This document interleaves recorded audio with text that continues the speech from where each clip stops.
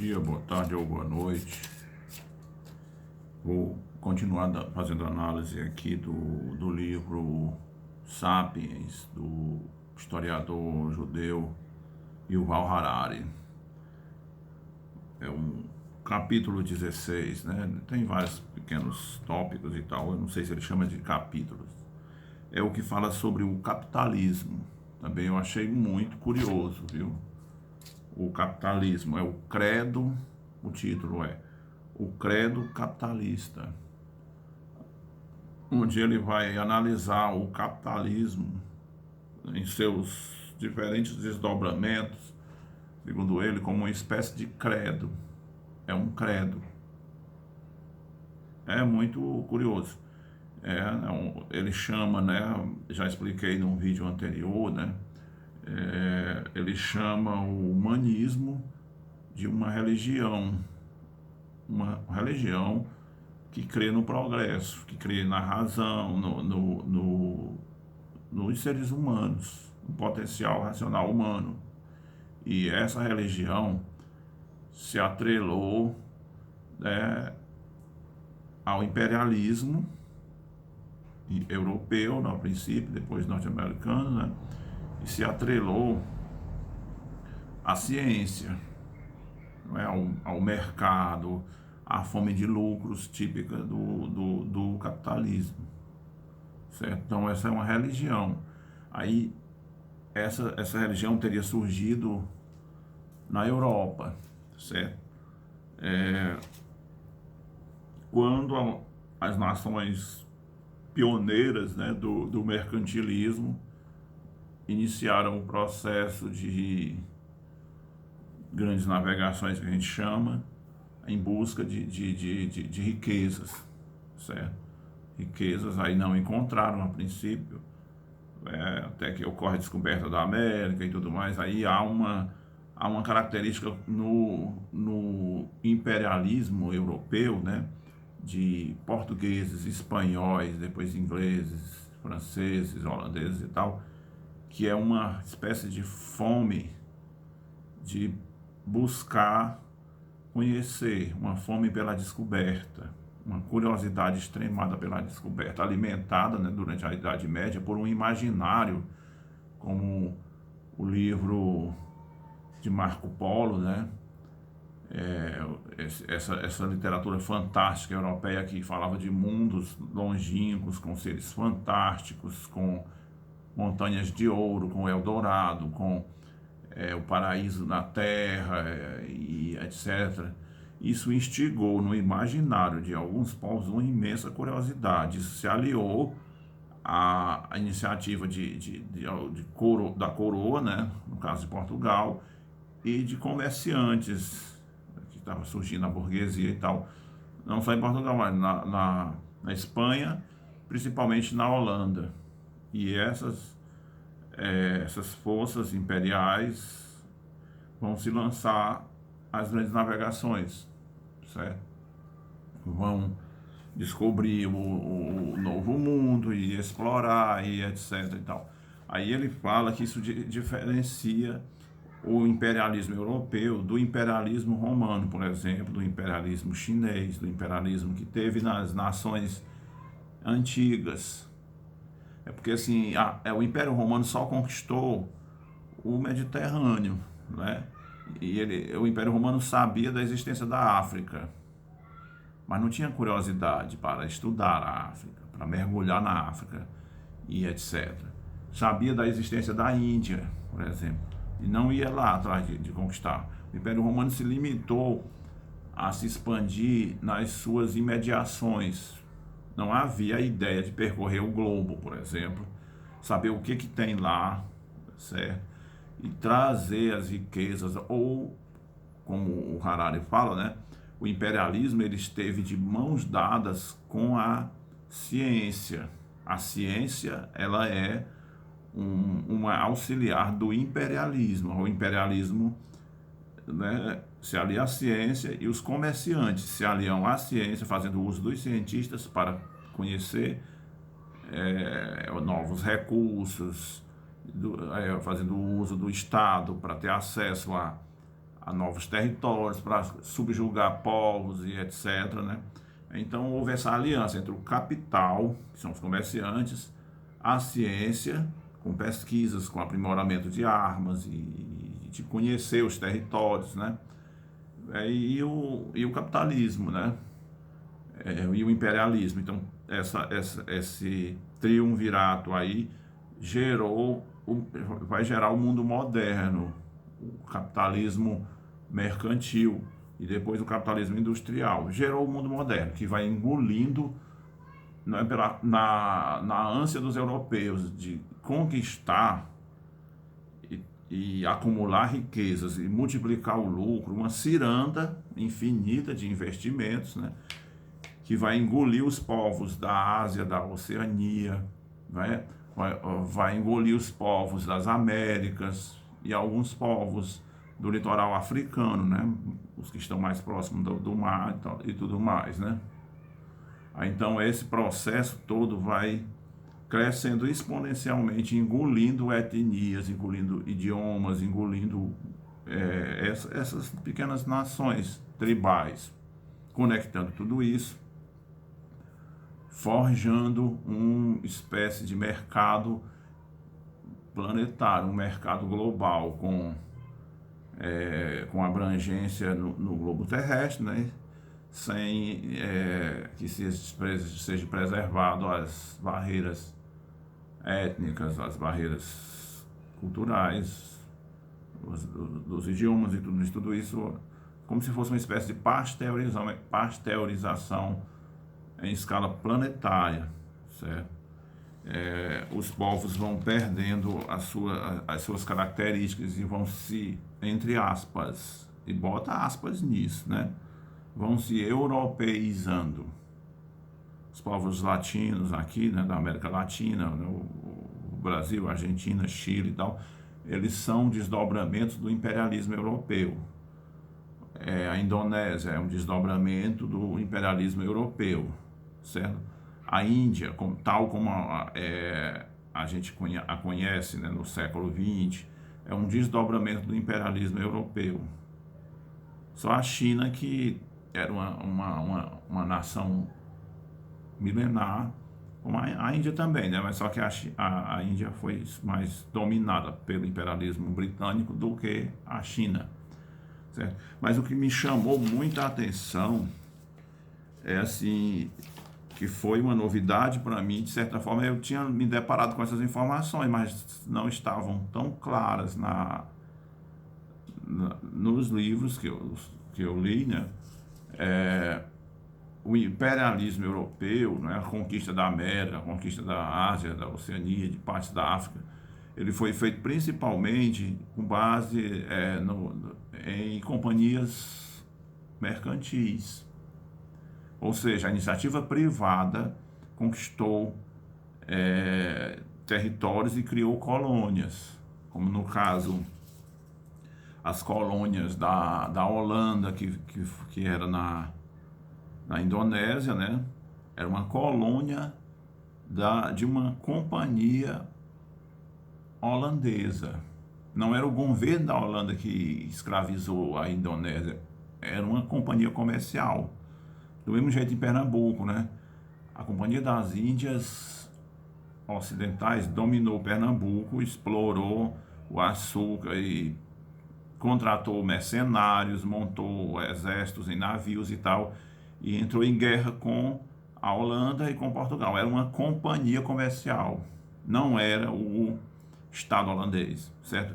Uma companhia comercial, por exemplo, fundou a colônia de Nova York, que vai gerar depois Nova York. Primeiro os holandeses, né, com Nova Amsterdã, aí essa companhia, né, eles foram desbaratados pelos ingleses e os ingleses rebatizaram a mesma colônia de Nova York, em vez de Nova Amsterdã. Então esse processo não eram companhias, né, na América Hispânica, mas haviam comerciantes. E segundo o Harari, o tráfico de escravos, né, de africanos, até indígenas também, mas principalmente de africanos, ele não foi organizado por um Estado moderno. Não foi Portugal, não foi a Espanha, não foi a Inglaterra, não foi a Holanda, foram companhias comerciais. Era a iniciativa privada que organizava o tráfico humano. Olha só que curioso. Tinha ações nas bolsas de Amsterdã, na Bolsa de Valores de Londres, né, de companhias comerciais. Aí as pessoas compravam essas ações, eram companhias de mercado aberto, né, sociedades anônimas. O sujeito comprava aquelas ações esperando obter lucro. Aí aqueles sócios daquelas ações esperavam os investimentos, mas não havia um controle rígido, né? Essa companhia comprava navios, ia negociar a escala planetária, ia na África, ia na Guiné, ia em Moçambique, em Angola e tal, comprava ou contratava mercenários, né? Comprava pessoas escravizadas e vinha vender nos engenhos de açúcar do Brasil e levava o açúcar para a Europa e etc. Né? O açúcar que era um produto caro, cobiçado no mundo todo, né? Uma mercadoria rara pela produção em larga escala, vai se barateando com o tempo. Então, assim, isso é muito curioso, cara. A iniciativa privada organizou, segundo Harari, o tráfico negreiro. Não foi um rei tirano, né? um rei absolutista que estipulou a escravidão, que arquitetou todo esse processo feroz, né, de domínio e escravização de povos e produção de riqueza. Então, toda essa riqueza fluía para os bancos da Europa, né, a riqueza da escravidão, do comércio escravo, né, do açúcar, do comércio do açúcar, né, do ouro, das Minas Gerais, da prata, da América Hispânica, e isso ficava nos bancos. E os bancos pagavam juros para quem depositava lá. E aí esses bancos, eles tinham que emprestar esse dinheiro para poder cobrar juros mais altos, ficar com uma parte e pagar os juros de quem depositou originalmente. Olha só, aí isso vai gerar uma especulação. As pessoas investem em empresas, né, que vão produzir mais máquinas, vão aprimorar o processo de produção e etc. Vai desencadear uma especulação que é a chave da economia moderna, né, da economia capitalista, essa troca global de produtos e serviços e mercadorias, né, em escala planetária, que surgiu aí. Aí a novidade é que ele observa isso muito bem, né, e eu me dei conta disso, realmente ele está certo. Assim que quando se acredita que o livre mercado vai desenvolver a humanidade, vai aprimorá-la, isso é um dogma dessa religião que é o capitalismo. A religião, o capitalismo, assim como o socialismo, o nazismo, são crenças desdobradas do humanismo, que é um credo, segundo ele, é um credo, né? É uma crença que você tira Deus de lado e coloca no lugar de Deus a crença no progresso, na humanidade, na ciência, enfim, no desenvolvimento científico. Isso é uma crença, certo? Aí então esse processo em escala planetária vai se retroalimentar e o capitalismo, o ouro, a escravidão, o comércio escravista, o comércio do açúcar, a prata da América Hispânica, tudo isso vai repousar nas monarquias da Espanha, de Portugal, né, e da Inglaterra, e aí essa classe de comerciantes, dos banqueiros, eles vão ter que investir esse dinheiro, eles vão investir em companhias que vão novamente movimentar essa engrenagem, né, que vão para a Ásia para comprar mercadorias e vender, que vão para a África comprar escravos e trocar escravos por produtos, e vão para a América comprar açúcar e vender, comprar terras, né, emprestar dinheiro e tal. Então isso gerou o capitalismo, certo?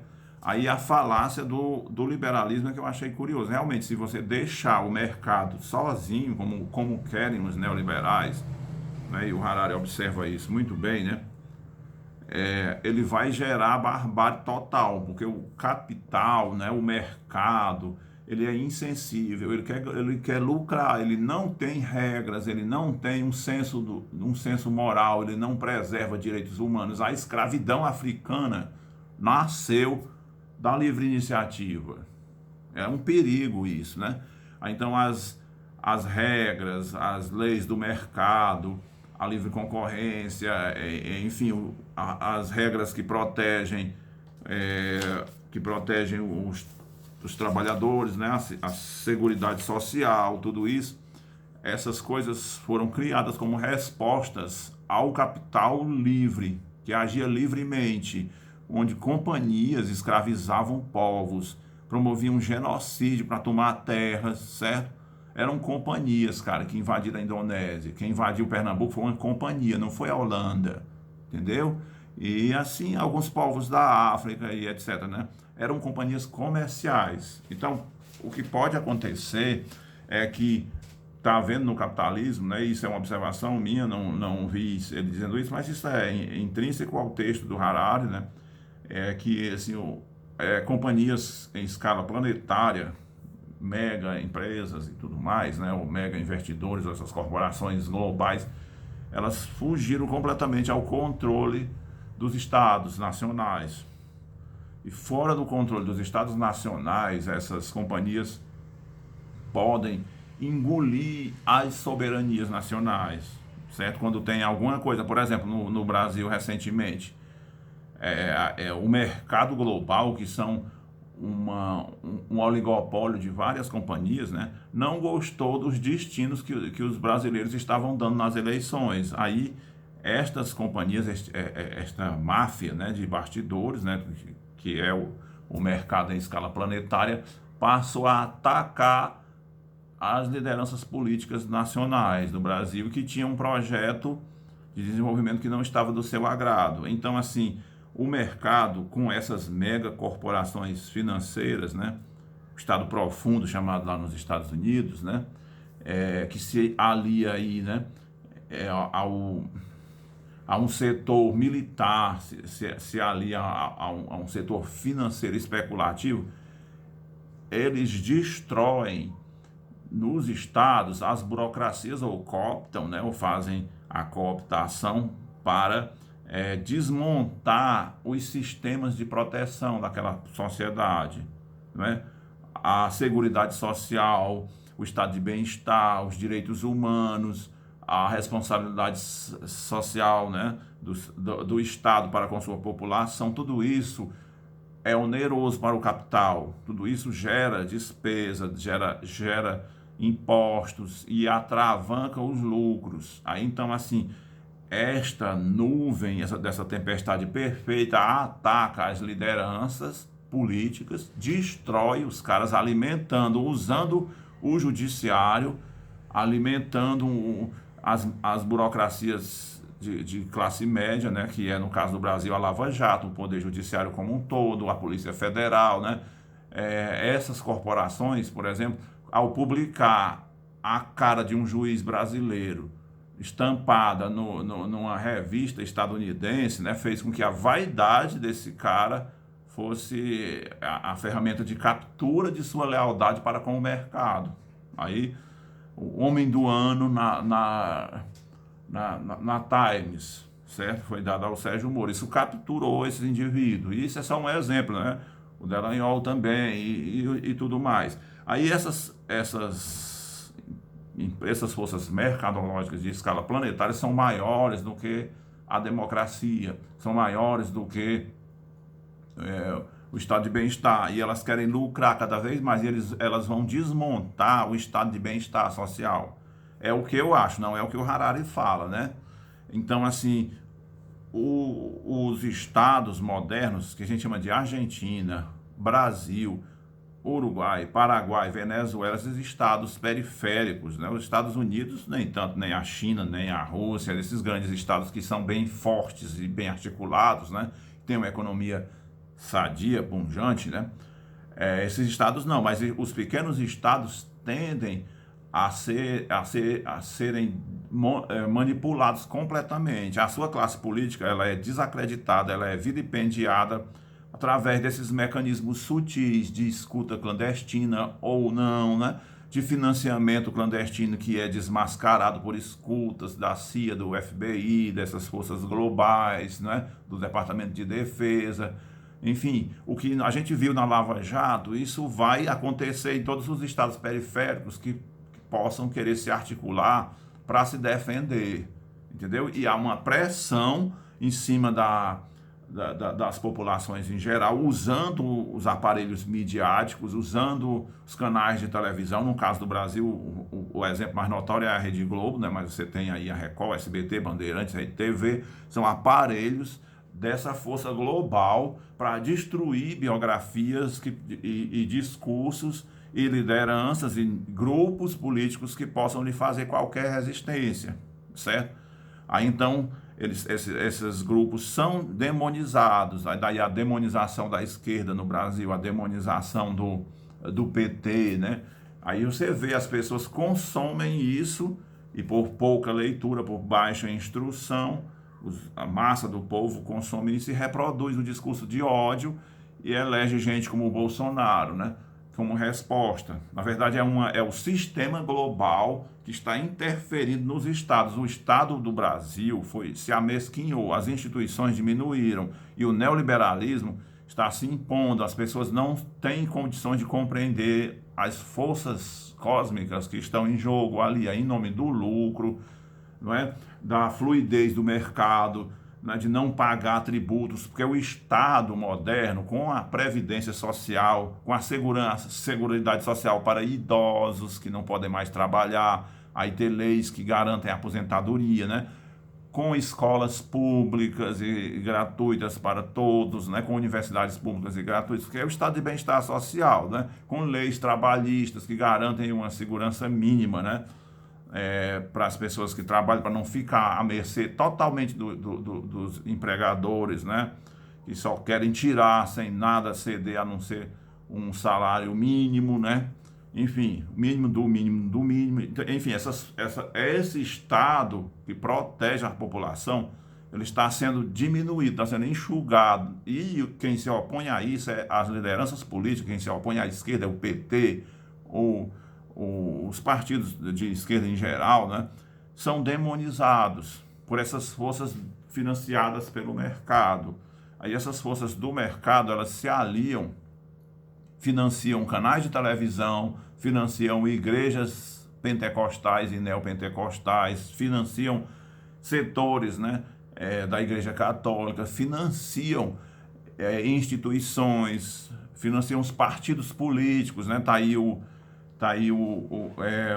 grupo aí do MBL como exemplo, financiam lideranças artificiais, como a Tabata Amaral, né? Esse pessoal do MBL como um todo, que são completamente alinhadas com os interesses do capital transnacional, sem nenhuma preocupação com o brasileiro médio, com a população média, com os velhos que vão ficar desamparados, com as crianças de rua, enfim, com o estado de bem-estar. Aí, então, quem defende o estado de bem-estar e quem defende os interesses da massa do povo é desautorizado a falar, é desconstruído, é atacado. E quem defende o ultraliberalismo é enaltecido. E aí, nesse fogo cruzado, na destruição da esquerda, a população fica totalmente sem defensores, né? Sem ter ninguém por ela, sem ter um partido forte que a defenda, que defenda seus interesses, e odiando esses defensores, né? Os petralhas, são os petralhas, são os comunistas, são, enfim, os vagabundos aí que não querem trabalhar e tudo mais. Aí, em sentido contrário, o drama humano da diminuição do Estado vai faltar, né? Assistência social, vai faltar amparo, vai faltar condições mínimas e a criminalidade vai aflorar, certo? E a resposta da população é mais Bolsonaro, mais ultradireita, mais neoliberalismo, mais radicalidade, diminuição do Estado, mais polícia, mais como aquela lei que o Sérgio Moro quis aprovar, não é? Que é o excludente de licitude para a polícia matar suspeitos e não ser investigada e tudo mais. Aí essa espiral vai crescendo e nós vamos retirando o estado de bem-estar de cena e reinstalando o estado brutal que permitia tudo, extermínios em massa, né? Limpeza étnica, limpeza de grupos humanos que não estão inseridos dentro do mercado, limpeza dos pobres, eliminação dos pobres, para os pobres serem deixados à míngua, para morrer de doenças, morrer de bala, se matarem uns aos outros como hienas famintas. Enfim, a sociedade, a civilização está sob ameaça e o mercado global é a principal força de desorganização, né? E a república burguesa, o estado de bem-estar, a cidadania moderna, que são essas invenções do iluminismo, tudo isso está sob corrosão intensa, do mercado dessas forças globais, e qualquer um que se oponha é destruído. Nem partido político, nem liderança política, nem liderança religiosa, ninguém tem força para resistir a isso. Isso é desmontado, essa pessoa é desmontada, esse partido é desmontado em pouco tempo, certo? É isso, eu ia falar do Harari, acabei dando uma reflexão mais ampla, né? Mas é o que o livro do Harari induz a refletir, né? A pensar, porque o livro em si não vai além, não analisa o Brasil, né?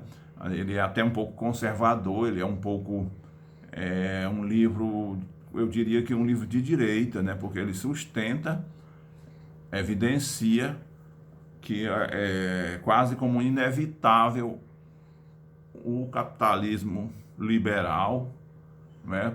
A exploração imperialista, né? Quer dizer que teve facetas positivas e negativas. Não há no Harari uma denúncia aberta ao imperialismo europeu, estadunidense, etc., né?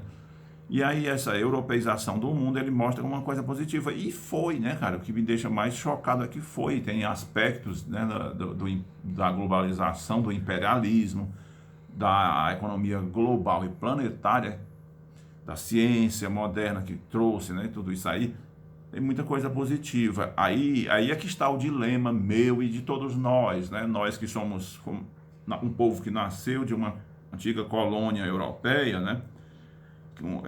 Um mestiço, como é o meu caso, como é o caso dos brasileiros em geral, frutos da escravidão, não é?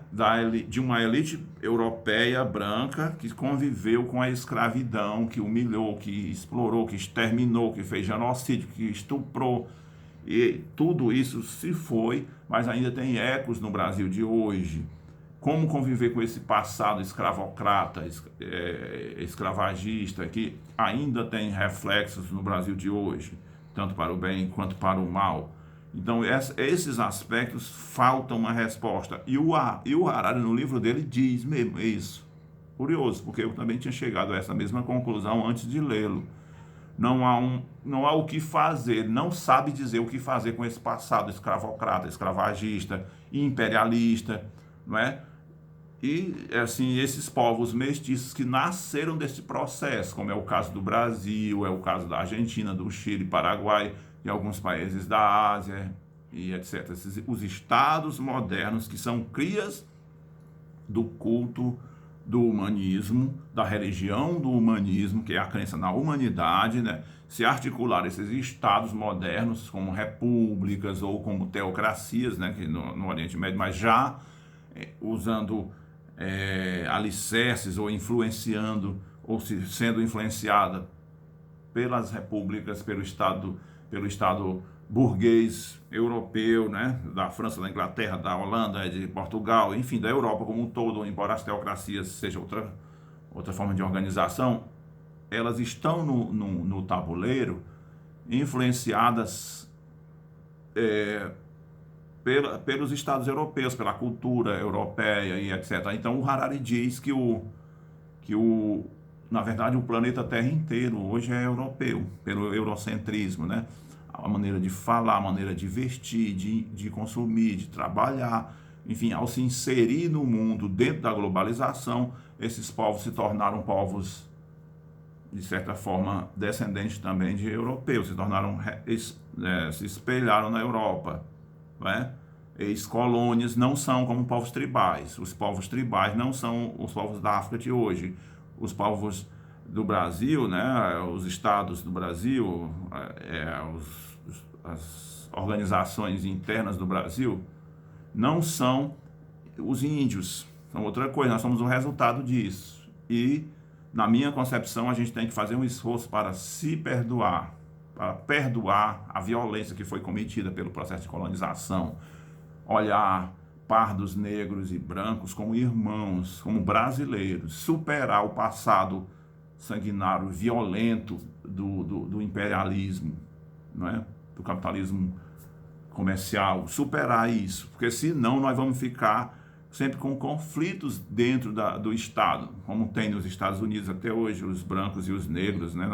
nessa loucura que é o racismo estadunidense, certo? Então tem que superar isso.